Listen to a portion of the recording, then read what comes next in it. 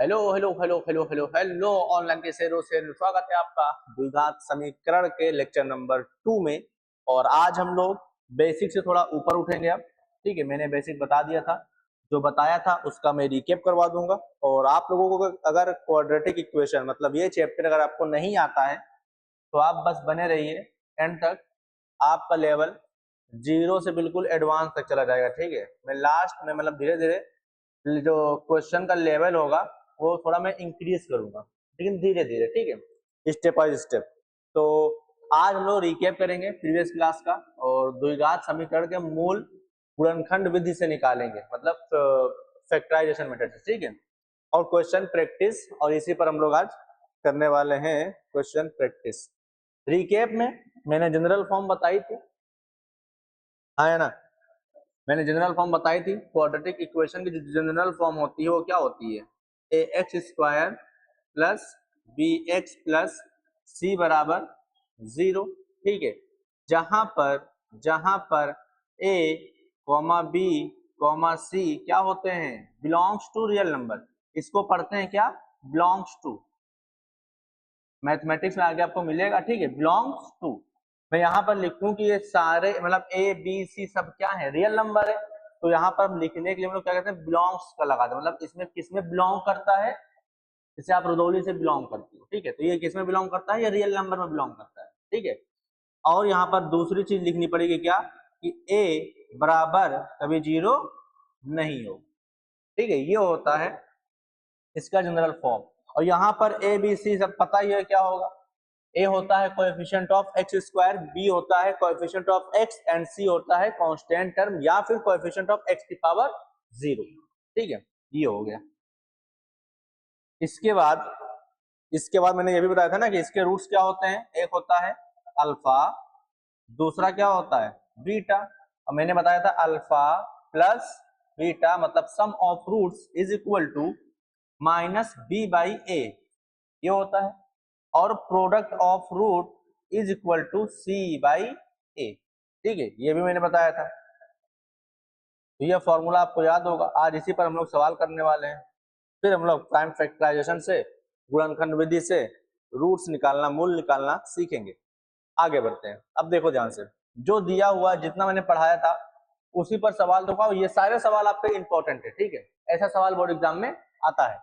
यदि समीकरण, एक समीकरण दिया हुआ है के मूलों का योग और गुणनफल बराबर है, मतलब इनके मूलों का योग मतलब क्या? सम ऑफ रूट्स, है ना। इसका मतलब क्या हो गया? Sum of roots.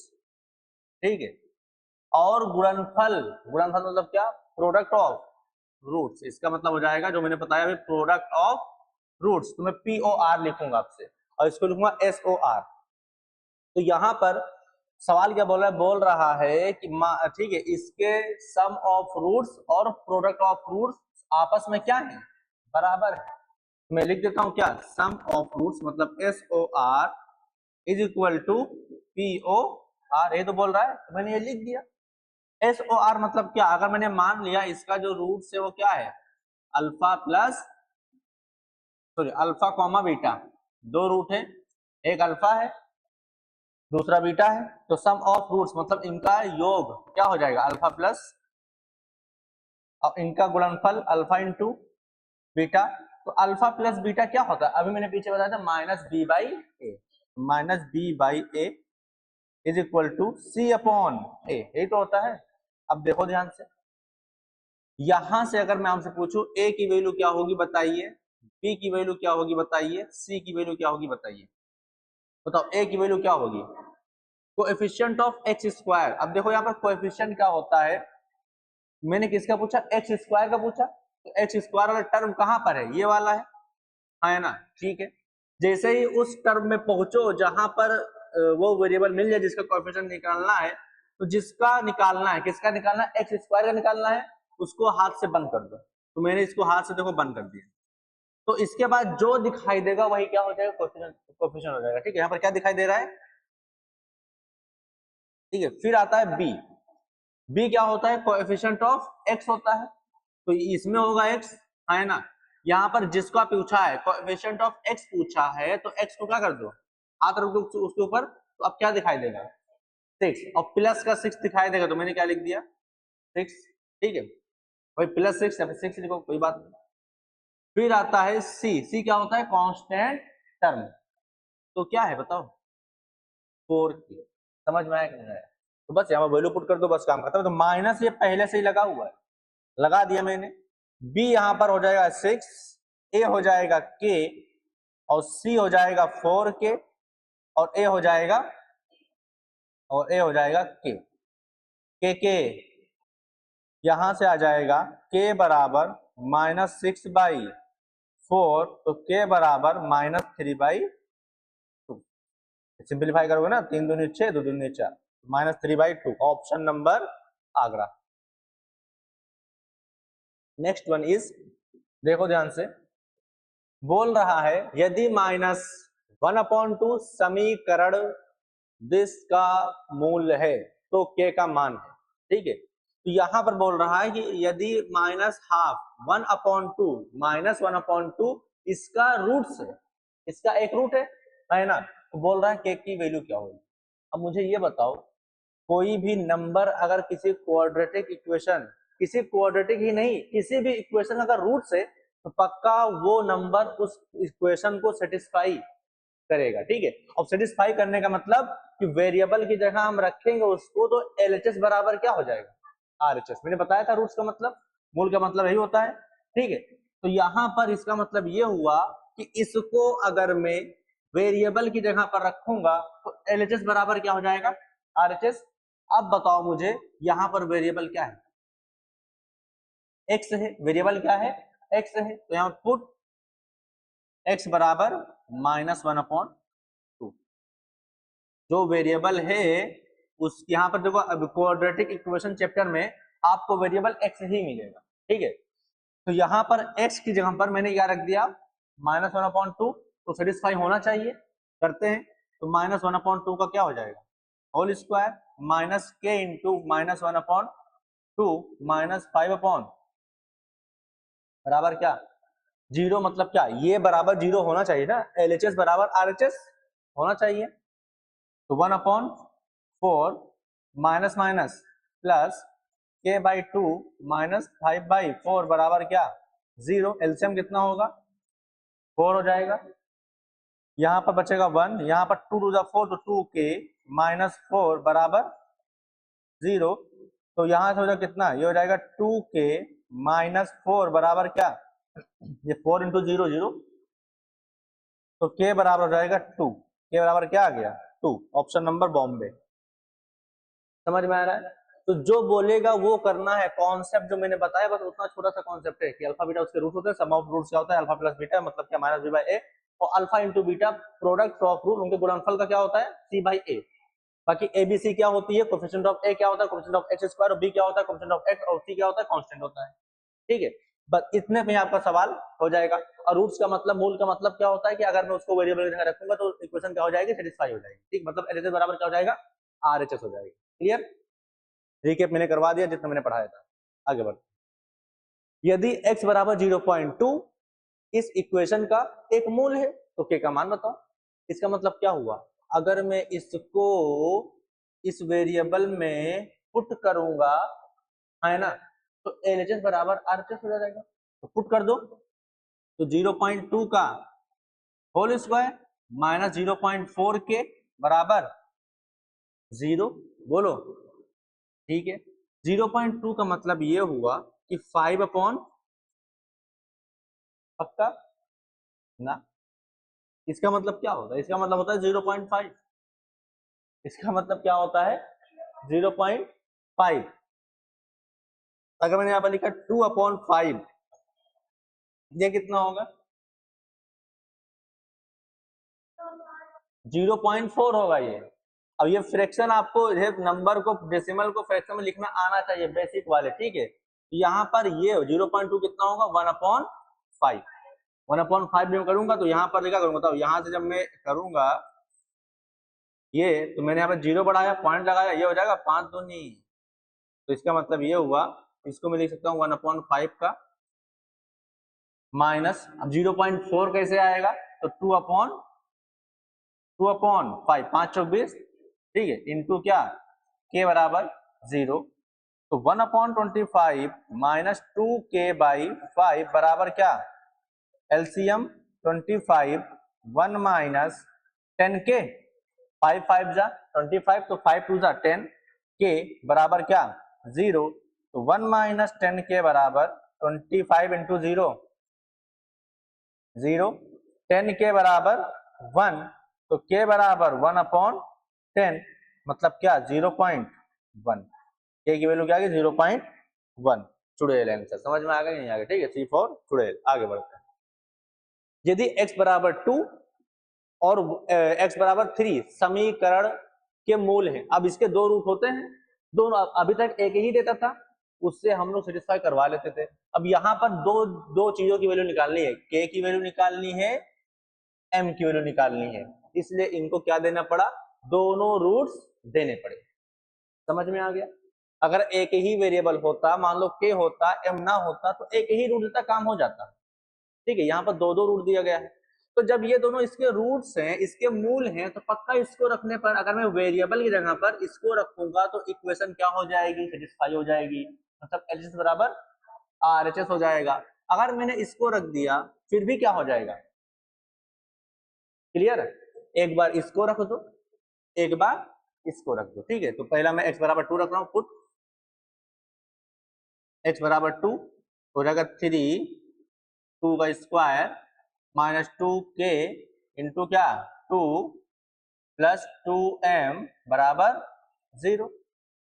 तो यहां से हो जाएगा 3 इंटू कितना 4 माइनस 4k प्लस 2m बराबर क्या 0। 2 कॉमन ले लेता हूं, 2 मैंने कॉमन लिया, इधर डिवाइड कर दिया, 0.2 क्या होता है, 0 होता है। यहां बचेगा कितना है 2, यहां से बचेगा 2 3 जा 6 minus 2k, 2 common 2k plus m बराबर 0। इसका मतलब 2k, इसको उधर भेज दो, माइनस m बराबर क्या 6। इक्वेशन नंबर क्या बन गई, फर्स्ट। अब क्या पुट करते हैं, x बराबर 3, तो पुट x बराबर 3, तो रखो जैसे, तो 3 इंटू 3 का square minus 2k into 3 plus 2m बराबर 0। 3 3 जा 9 3 जा 27, ठीक है, 27 माइनस 6k प्लस 2m बराबर क्या 0। तो यहां से हो जाएगा 27 माइनस, इसको एक काम करो, 3 कॉमन नहीं हो रहा है ना, नहीं हो रहा है, ठीक है, इसको उधर भेजो तो कितना बनेगा 6k माइनस 2m बराबर क्या 27, ठीक है, ये बन गया। अब यहां से एक काम करते हैं हम लोग, ठीक है, ये बन जाएगी क्या इक्वेशन नंबर, इक्वेशन नंबर ये बन जाएगी, ये फर्स्ट बनी, ये क्या बन जाएगी, ठीक है, ठीक है। तो इसको सॉल्व करना आता है कि नहीं आता है, कैसे सॉल्व होगा देखो ध्यान से। यहां पर इक्वेशन 2 को मैंने माइनस कर दिया 2 इंटू इक्वेशन नंबर फर्स्ट, 2 से मल्टीप्लाई क्यों किया, यहाँ पर 2m है, तो यहाँ पर मैंने क्या बना लिया 2m, ताकि क्या हो जाए, मामला कैंसिल हो जाए, मतलब यहाँ पर कॉमन अगर ना लेता मैं तो काम हो जाता, ठीक है, फिर वही काम करना पड़ा, कोई बात नहीं है। तो 6k माइनस 2m बराबर 27, 2 से मल्टीप्लाई करो तो 2 2 जा 4k माइनस 2m, 6 2 जा 12, ठीक है। अब माइनस करना है तो मैंने माइनस कर दिया, ये माइनस से क्या हो जाएगा प्लस हो जाएगा, यहाँ पर क्या हो जाएगा ये माइनस, ये दोनों क्या हो गया minus plus cancel, 6k minus 4k बचेगा 2k बराबर 27 माइनस 12 कितना बचेगा 15। तो यहां से k की वैल्यू क्या हो गई 15/2, k की वैल्यू क्या हो गई 15/2। अब m की वैल्यू निकालना है तो यहां से निकाल लेते हैं, m को माइनस में उधर भेजोगे तो प्लस में हो जाएगा, तो m बराबर हो जाएगा 2k माइनस 6, तो m बराबर हो जाएगा 2k मतलब कितना 15/2 माइनस 6, 2 से 2 कैंसिल, 15 माइनस 6 कितना बचेगा 9 बचेगा। तो k की वैल्यू निकल गई और m की वैल्यू निकल गई। ठीक है, तो इस वेरिएबल की मतलब k और m ऐसा करके सवाल जो आते हैं उस पे जो अच्छा सवाल बन सकता है ये समझ में, मतलब दोनों रूट देगा, दोनों को सेटिस्फाई करवाना, फिर ये सॉल्व कर देना। समझ में आया कि नहीं आया बताओ, इसमें कोई दिक्कत? क्लियर हो रहा है बिल्कुल। नेक्स्ट, समीकरण का एक मूल दूसरे का 7 गुना है तो के का मान करो। के का मान बताओ, क्या बोल रहा है सवाल, जो बोल रहा है उसी को लिखना है। बोल रहा है इस इक्वेशन का, तो ये इक्वेशन है, इसका एक मूल दूसरे का 7 गुना है। ठीक है, मतलब अगर एक मूल मान लो अल्फा है तो दूसरा क्या हो जाएगा ना, 7 गुना इसके हो जाएगा, मतलब बीटा तो होगा लेकिन बोल अब इस सवाल के हिसाब से एक अल्फा का दूसरा इसका 7 गुना होगा, मतलब क्या 7 टाइम्स अल्फा। 7 गुना मतलब ये तो होगा ना, अगर एक 1 है तो दूसरा 7 गुना मतलब 7 हो जाएगा। एक अगर 2 है तो दूसरा कितना होगा, अगर एक मान लो एक रूट इसका 2 है तो दूसरा क्या हो जाएगा 7 गुना। 7 गुना मतलब समझ में आया क्या होता है, 7 बार मल्टीप्लाई कर दो, 7 बार इसको ऐड कर दो, 7 दूनी 14 यहाँ पर आ जाएगा। समझ में आया नहीं आ रहा? ठीक है, मान लो यहाँ पर एक रूट इसका 3 हो गया तो दूसरा क्या हो जाएगा, अब 7 को इससे मल्टीप्लाई करो 21 हो गया। मान लो यहाँ पर एक रूट 4 हो गया, दूसरा क्या हो जाएगा 7 चौक 28 होता है, 7 चौक 28 होता है। ठीक है, ये हो गया, समझ में आ गया ना। एक अगर 1 हो गया तो दूसरा क्या हो जाएगा 7 हो जाएगा। हाँ, तो ऐसा ही एक अगर मैंने अल्फा बोल दिया दूसरा 7 टाइम्स अल्फा हो जाएगा। ठीक है, तो ये आपको क्या करना है अब होमवर्क में, ये आपको कहाँ करना है होमवर्क में। केस नंबर 1 इसमें क्या करोगे, इसमें आपको बस अल्फा की वैल्यू देखो, दो यहाँ पर इक्वेशन बनेगी। ठीक है, अल्फा की वैल्यू निकाल के पुट कर देना है दूसरे वाले में, काम खत्म, सॉल्व हो जाएगा। क्लियर, आगे बढ़ते हैं। अरे एक बार 7 अल्फा लोगे तो 7 मतलब अल्फा और के में आएगा, फिर एक बार अल्फा लोगे फिर अल्फा के में आएगा, तो दो इक्वेशन दो वेरिएबल सॉल्व कर लेना, कैलकुलेशन है फिर और कुछ नहीं है। ठीक है, अब देखो ध्यान से, एक द्विघात समीकरण जिसका एक मूल 2 है और जिसके मूलों का योग 0 है। देखो ध्यान से, बोल रहा है एक द्विघात समीकरण बताओ जिसका एक मूल कितना होना चाहिए 2, मतलब एक रूट कितना होना चाहिए 2, जिसके मूलों का योग कितना होना चाहिए 0, मतलब अगर एक रूट अल्फा है तो अल्फा को मैंने बोल दिया कितना 2, और इनके इनके मूलों का योग मतलब एक रूट अल्फा है, दूसरा क्या हो जाना चाहिए बीटा, तो अल्फा प्लस बीटा क्या होना चाहिए 0 होना चाहिए, 0 होना चाहिए, ये तो बोल रहा है। तो यहां से अल्फा बराबर कितना है प्लस बीटा बराबर 0, तो बीटा की वैल्यू क्या आ जाएगी -2। तो अल्फा पता बीटा पता है ना। मैंने बताया था, क्या बताया था कि अगर मुझे किसी भी क्वाड्रेटिक इक्वेशन के रूट्स पता है, मतलब अल्फा कॉमा बीटा क्या है उसके रूट्स, तो हम कैसे लिखते हैं x square minus S x plus P बराबर क्या एक्स स्क्वायर माइनस एस का मतलब क्या होता है alpha plus x plus p मतलब alpha into beta, product of roots sum of roots, ये हो गया। इसी का इस्तेमाल यहाँ पर करो तो यहाँ से आ जाएगा क्या मामला, यहाँ से आएगा x square minus alpha plus beta x, alpha plus beta कितना है तो 0 इंटू एक्स क्या हो जाएगा 0 हो जाएगा, फिर प्लस प्लस लगा दिया। ठीक है, अल्फा इंटू बीटा तो अल्फा 2 है, बीटा -2 है, मल्टीप्लाई करो -4 है ना, -4, तो प्लस माइनस माइनस हो जाएगा, यहाँ पर क्या हो जाएगा 4 बराबर क्या 0। ये आपकी क्या हो जाएगी quadratic equation, option number Bombay. आगे बढ़ते हैं, यदि समीकरण दिस के मूलों का योग 0 है तो लेमडा बताओ। अब देखो ध्यान से, अगर मैंने यहां आपसे पूछा ए बी और सी की वैल्यू बताओ क्या होगी, बताइए।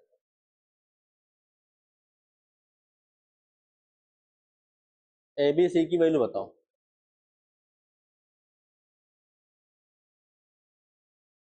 एक्स कैसे हो जाएगा? ए क्या होता है बताओ? कोएफिशिएंट ऑफ एक्स स्क्वायर होता है, तो मैंने एक्स स्क्वायर को 1 कर दिया, 1 दिखाई दे रहा है। कितना हो जाएगा यहाँ पर? 1 हो जाएगा। पहली बात तो ठीक है। अब देखो यहाँ पर ए बी का क्या हो जाएगा? -1 नहीं होगा। क्यों? ये क्या a x square plus b x plus c की फॉर्म में है? नहीं। क्या होता है general form? A x square plus b x plus c बराबर 0।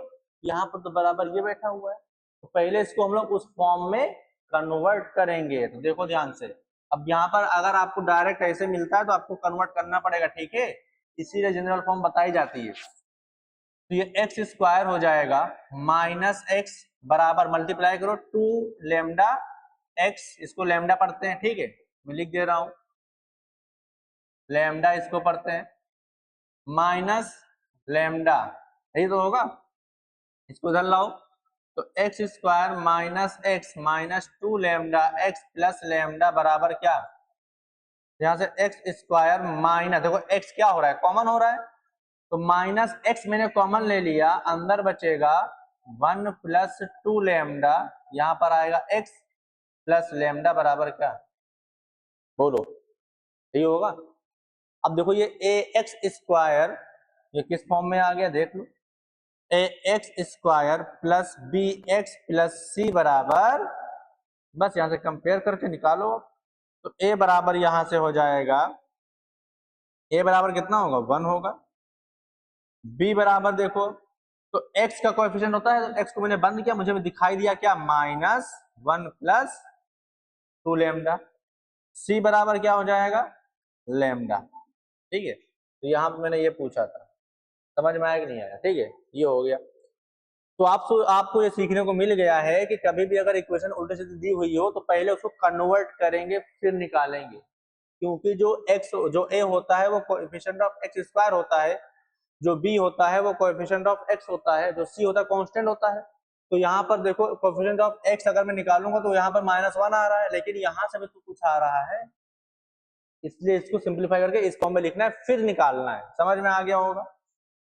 तो यहाँ से ये हो गया, ठीक है। अब बोल रहा है इनके मूलों का योग शून्य है, मतलब अगर इनके मूल मैंने बोल दिया क्या क्या है बताओ, एक अल्फा है, दूसरा बीटा है, तो इनके मूलों का योगफल अल्फा प्लस बीटा बराबर क्या है? 0 है, मतलब 0 है। तो यहां से अल्फा प्लस बीटा क्या होता है? -b/a होता है, बराबर क्या है? 0 है। तो यहां से माइनस लिखे रहो, b कितना आया है देख लो, b आया हुआ है माइनस, देखो माइनस ये वाला पहले से ही है, यहां पर माइनस लिखने के बाद एक ब्रैकेट लगा दे करो हमेशा, फिर b की वैल्यू रखो, तो b की वैल्यू क्या है? -1 प्लस 2 लेमडा अपॉन a मतलब क्या है बताओ यहाँ पर? 1 बरोबर 0, माइनस माइनस, तो 1 प्लस 2 लेमडा, 1 इंटू 0 बराबर 0, तो 2 लेमडा बराबर -1, तो लेमडा बराबर -1 अपॉन 2, ऑप्शन नंबर सी। बताओ समझ में आ रहा है कि नहीं आ रहा है? इसमें देखो कुछ नया इस्तेमाल नहीं हो रहा है, घूम फिराकर वही चीज जो सवाल बोल रहा है बस मैं वो कर रहा हूँ। अब देखो एबीसी की निकालना आपको आनी चाहिए, 9th क्लास से क्वाड्रेटिक इक्वेशन पढ़ रहे हो, ठीक है। दूसरी चीज अल्फा प्लस बीटा शून्य, यहाँ पर बोला है इनके मूलों का योग, तो मूल हमेशा क्या होते हैं? अल्फा बीटा होते हैं। अगर कोई कंडीशन दे दिया, मान लो रेसिप्रोकल बोल दिया, या फिर उसके 2 गुना बोल दिया, 7 गुना बोल दिया, तो एक को अल्फा मान लेंगे, दूसरे को 7 अल्फा मान लेंगे, 2 अल्फा मान लेंगे। एक को अगर रेसिप्रोकल बोल दिया मतलब व्युत्क्रम उल्टे हैं, तो एक को अल्फा मान लिया, दूसरा 1 अपॉन अल्फा हो जाएगा। समझ में आ रहा है कि नहीं आ रहा है? ठीक है, आगे बढ़े। नेक्स्ट, यदि ये समीकरण दिया हुआ का एक मूल दूसरे का व्युत्क्रम है, मतलब क्या? रेसिप्रोकल, मतलब उल्टे पुल्टे, ठीक है। तो एक मूल दूसरे का व्युत्क्रम है, इसका मतलब ये हुआ अगर एक रूट मैंने बोल दिया इसका अल्फा है, तो दूसरा पक्का क्या हो जाएगा? 1 अपॉन अल्फा। क्यों? ये बोल रहा है एक मूल दूसरे का उल्टा है, रेसिप्रोकल है। तो अगर मैंने एक को 2 बोला तो पक्का दूसरा इसका रेसिप्रोकल मतलब 1/2 होगा। अगर मान लो किसी ने बोल दिया कि नहीं नहीं इसका 2 नहीं है, इसका 1/4 है एक रूट, दूसरा इसका रेसिप्रोकल होगा, मतलब कितना 4। समझ में आ रहा है कि नहीं आ रहा है? 4 कैसे आएगा? देखो इसका रेसिप्रोकल तो 1/1/4 ये तो होगा, इसका रेसिप्रोकल 1 में लिखूंगा, ये 4 ऊपर चला जाएगा। तो ऐसे ही एक रूट मैंने अल्फा बोल दिया, क्योंकि पता तो है नहीं क्या रूट है, तो एक मैंने अल्फा बोल दिया, दूसरा 1/अल्फा हो जाएगा। मान लो किसी ने एक ने बोल दिया बीटा, तो दूसरा क्या होगा 1/बीटा। समझ में आ रहा है नहीं आ रहा? ठीक है। मान लो एक किसी ने बोल दिया x का एक रूट है जो है वो मान लो f है, दूसरा क्या हो जाएगा 1/। मान लो किसी ने बोल दिया इसका एक रूट मान लो बोल दिया थीटा है, दूसरा क्या हो जाएगा 1/। समझ में आ गया ना? व्युत्क्रम का मतलब ये हो गया। अब देखो ध्यान से, यहाँ पर लेमडा की वैल्यू निकालनी है। क्या आप मुझे यहाँ से ए बी सी की वैल्यू निकाल सकते हो? ए बराबर क्या होगा बताओ, बी बराबर क्या होगा, सी बराबर क्या होगा बताइए, ऑनलाइन आप लोग भी बता सकते। ए बराबर पहले तो देख लो ये a x square plus b x plus c की फॉर्म में है, हाँ है। तो ए बराबर 4 हो गया, बी बराबर -2, सी बराबर लेमडा -4। ठीक है। अब यहां पर ये दिया हुआ, ठीक है। अब यहां पर अगर मैंने सम ऑफ रूट्स निकाल दिया तो अल्फा प्लस 1/अल्फा हो जाएगा। अल्फा कैंसिल होगा क्या? नहीं होगा। अगर मैंने प्रोडक्ट ऑफ रूट्स निकाल दिया तो अल्फा इंटू बीटा होता है ना? तो यहां पर हम लोग निकालेंगे क्या, अगर उल्टा दिया हो विद रेसिप्रोकल दिया हो कभी भी, तो हम लोग निकालते हैं प्रोडक्ट ऑफ रूट्स। क्या होता है? सी बाई प्रोडक्ट ऑफ रूट्स, मतलब जो मूल है इसका उसका मल्टीप्लीकेशन, उसका गुणनफल। तो एक अल्फा है इंटू दूसरा क्या है 1/अल्फा।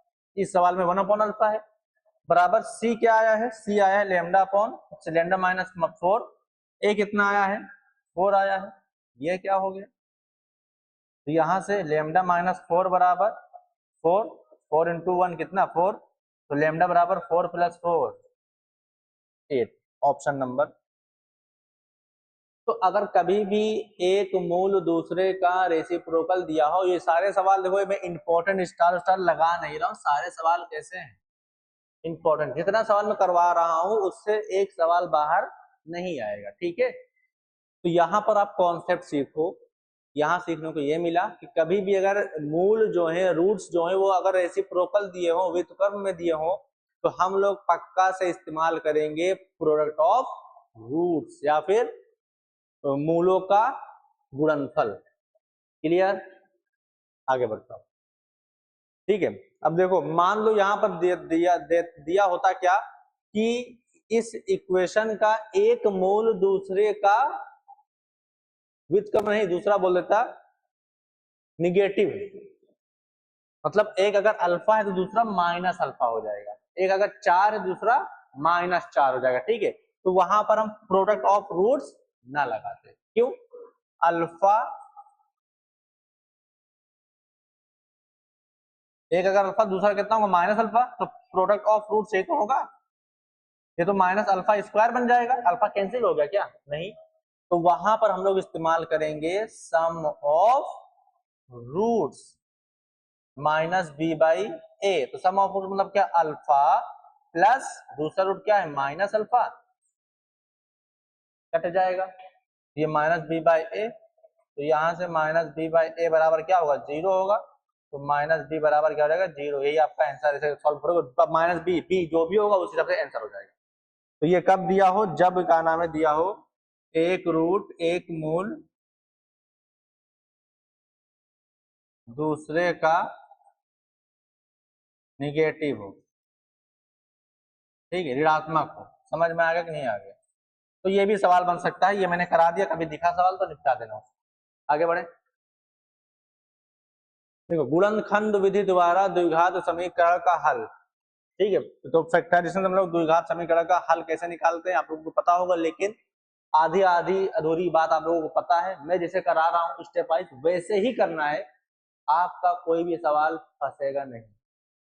जिसमें इरेशनल रूट होते हैं वो फंसता है, ठीक है, वो क्योंकि उसमें आप लोग सोच नहीं पाते हो, उसका एलसीएम नहीं निकाल पाते हो, तो वहां पर वो फंसेगा, तो हम लोग क्वाड्रेटिक फॉर्मूला सीधाचार्य का फॉर्मूला इस्तेमाल करेंगे।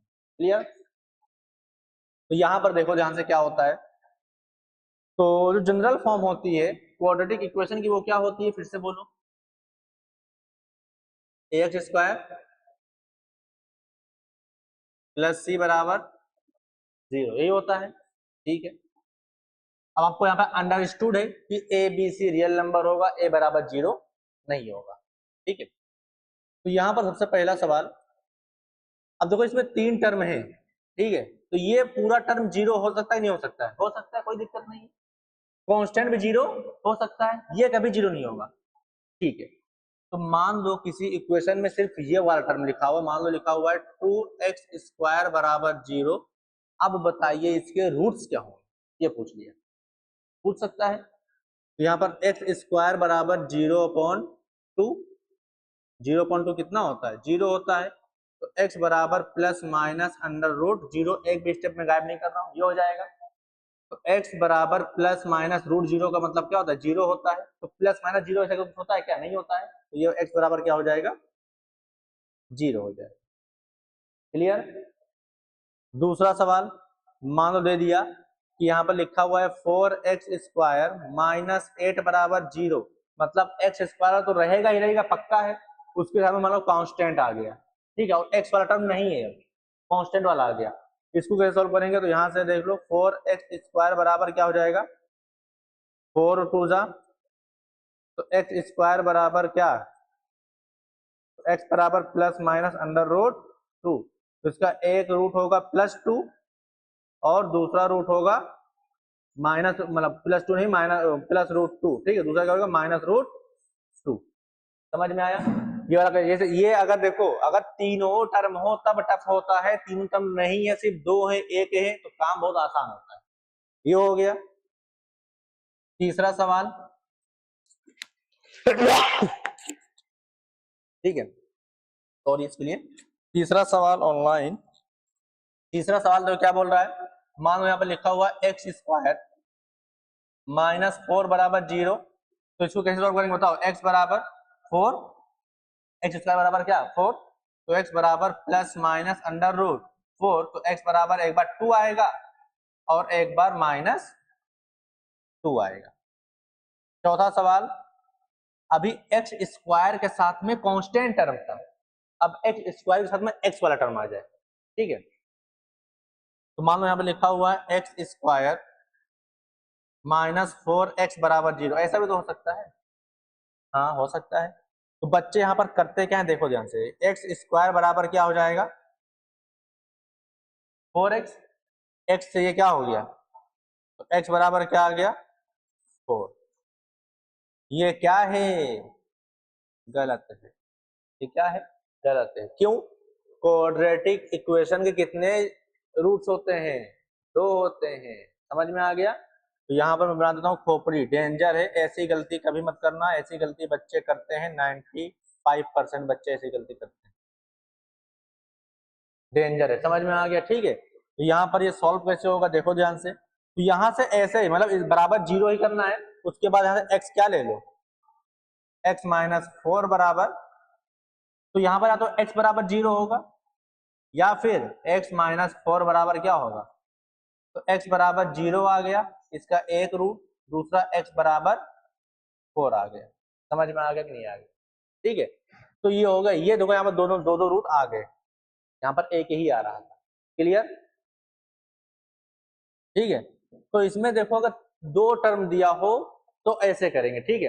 अब तीनों टर्म आ जाए तो वो कब सीखेंगे, अब नेक्स्ट एपिसोड में वो लोग वो सब सीखेंगे, ठीक है, कल की क्लास में। अभी आप इतने की प्रैक्टिस करो, ठीक है, और डीपीपी आप आज आपको मिल जाएगी, मतलब आपको मैं व्हाट्सएप पे भेज दूंगा, ठीक है, डीपीपी डीपीपी मिल जाएगी, डीपीपी आपको लगाना है, तो डीपीपी नंबर 1 आपको सॉल्व करना है होमवर्क में, डीपीपी नंबर 1 सॉल्व करना है, ठीक है। एनसीईआरटी का सवाल, इसमें के वे की वैल्यू निकालना है ना, वो सारे सवाल आपको सॉल्व करना है, ठीक है, ये आपका है होमवर्क, ये आपका होमवर्क करना है। मिलते हैं कल क्लास में, तब तक के लिए okay bye, thank you so much.